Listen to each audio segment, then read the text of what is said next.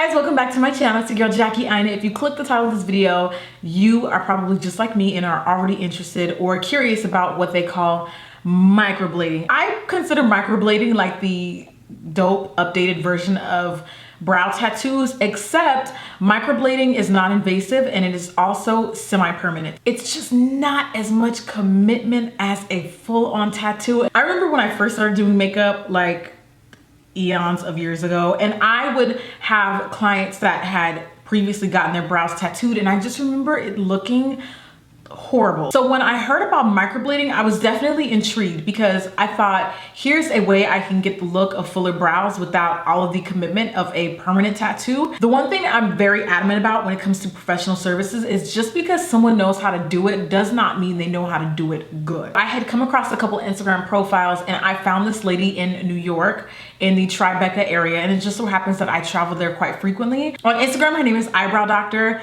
and I reached out and I was just like, girl, what's good? It is expensive. I will be very honest with you. It is kind of a luxury service, but it does last 1 to 3 years. This is what my Pirate told me. Lasts 1 to 3 years, depending on if you are doing touch-ups properly and how your skin type is. So if you have oily skin, it's likely to fade faster just because the oils are kind of breaking down that ink, which can be a good thing or a bad thing. If you don't like the brows and hopefully they fade faster, then that's a good thing. And if you like them, then you're going to have to do a little bit more to upkeep them and maintain them. Pirate, the girl that I went to, charges $1,200. I know. It hurt me.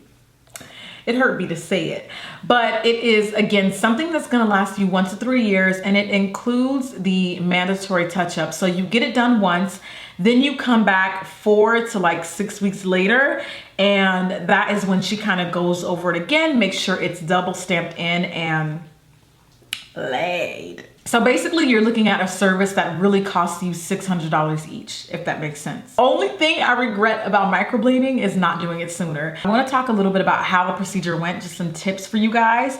1, is it painful? On a scale of 1 to 10, I would rate the pain a good 5, 6. I have a pretty high threshold for pain. Like, I kind of can sit through stuff like a real G should, you feel me? The first time I got the procedure done, she numbed me for about 30 minutes. If you can get you some numbing cream, take it. No questions asked. Don't even talk to me without numbing cream. So it was more tolerable than it was the second time, and I'll explain to you why the second time was a little bit more painful for me.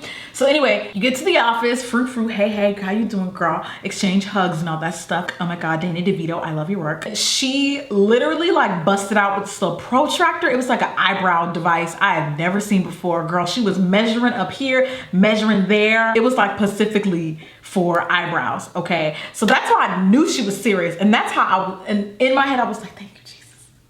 This woman is serious. It's permanent. Even if it's semi-permanent, I don't care. I take anything involving the face with the utmost care and seriousness. Basically, she's looking for symmetry. She's looking for, okay, where is the brow supposed to be? But I'm a control freak, so I asked her, can I fill it in myself? She said, absolutely. And so the first thing I did was I wiped off whatever product I had. I filled them in the way that I like my brows to look, slightly thinner, because I don't want my brows to look like the made up version. Like, there's like a time and a place for the made up look of brows, if that makes sense.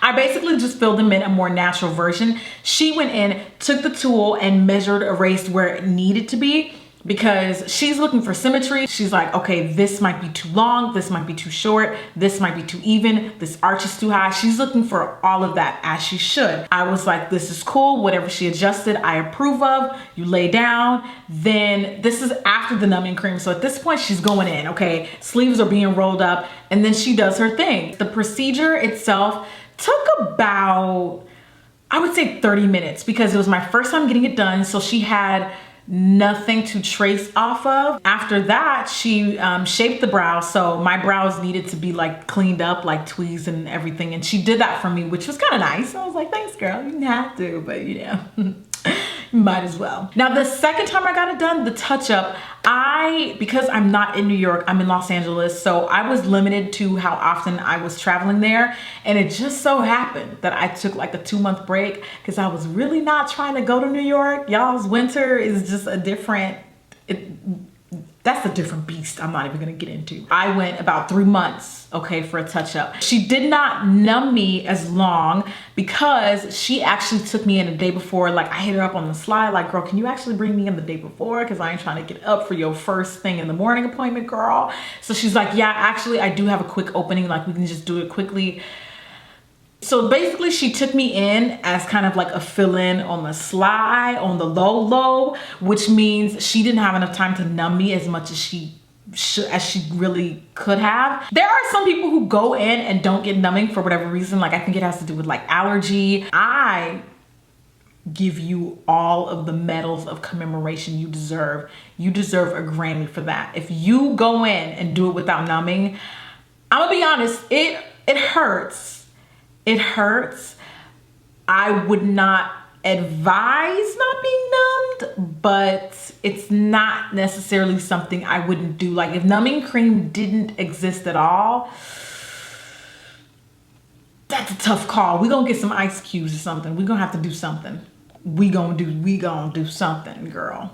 We're gonna do something. I kind of feel like the results is worth sitting through the pain. She worked fairly quickly with the touch-up because at that point, she already had a stencil. She already had something to work off of. It didn't take as long as the first go around, but it was still a little flinch worthy. I know a couple people who have got it done and told me that like it faded after like a week. I don't know what the hell kind of ink they're using for it to be fading after a week, but that definitely was not my experience whatsoever. After you get the procedure done, she immediately follows up with antibiotic ointment, aka Neosporin, to make sure it doesn't get infected, to make sure it doesn't, you know, all the typical, the usual. You do that for the first day and the second day. Every day thereafter, for about 5 to 7 days, you want to keep it completely covered in Vaseline. You have to keep it completely from getting wet at all. You can't even wash your face. But luckily for things like micellar cleansing waters and like cleansing balms, I was able to work around it. But basically that Vaseline is kind of like a protective barrier when you get in the shower,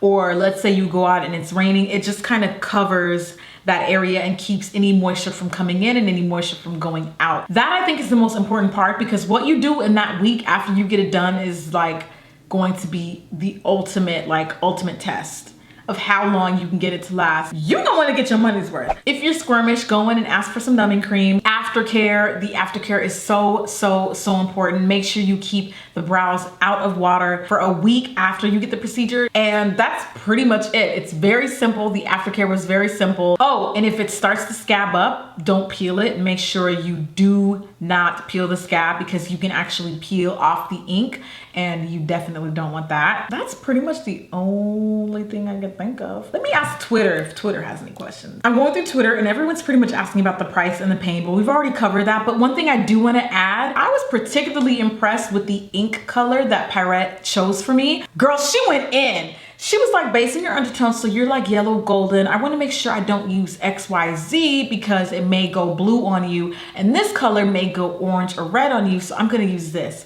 And I was like,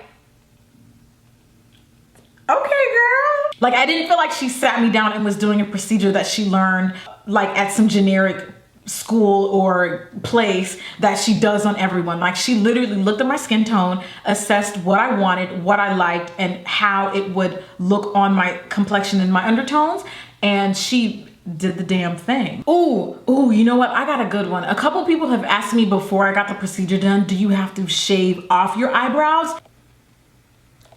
Absolutely not. That's not even something I would consider. Like, I don't care how lit it is. What's great is microblading also works for people who suffer from alopecia, people who suffer from cancer patients who have had hair loss or any type of hair loss whatsoever. She can work off of a blank canvas. She can also work off of a full-on Cara Delevingne brow. Like, everything, and you don't have to worry about, okay, do I have to change what I have going on? You go in as is. There's really nothing that you would need to prep prior to getting it done. I just got asked if it causes scarring, and the answer is nope. After the 3-month break that I went on without getting the touch-up done, it faded a little bit, but it still looked really, really good. Like, it looked way better than my natural brow. The color didn't change or turn or anything. It was still flattering. Some people ask, why do you fill them in anyway? Well, when I'm wearing makeup, I like my brows to still look made up. Even though you don't have to fill them in, you can still see the microblading, but it's kind of like, even though I have great lashes, I still wear mascara, just because once you put makeup on, like, the powder kind of gets in there and it just completes the look to fill them in just a little bit. And it also makes shaping my brows so much easier because I don't have to worry about over tweezing or over waxing. Like, I have the shape is there. It's always gonna be there. I literally just remove whatever hair is not in that shape and I'm Gucci. And I cannot tell you how much easier that makes my job. Like, as a person, I feel like I accomplish a lot more. I feel a little bit more awake with a full set of brows. It makes me look a little bit more youthful without makeup. As far as healing time, there really kind of isn't one because I didn't really scab or scar. So it just was like, after the 7th day, I just started washing my face like normal and filling in my brows like normal. Last closing bit of advice I want to give you is you don't have to necessarily go to the person that I went to. I just happen to think that she is the sun, the moon, and the stars. If you travel to New York frequently, definitely check her out. She's like the best, and she's always booked for a reason.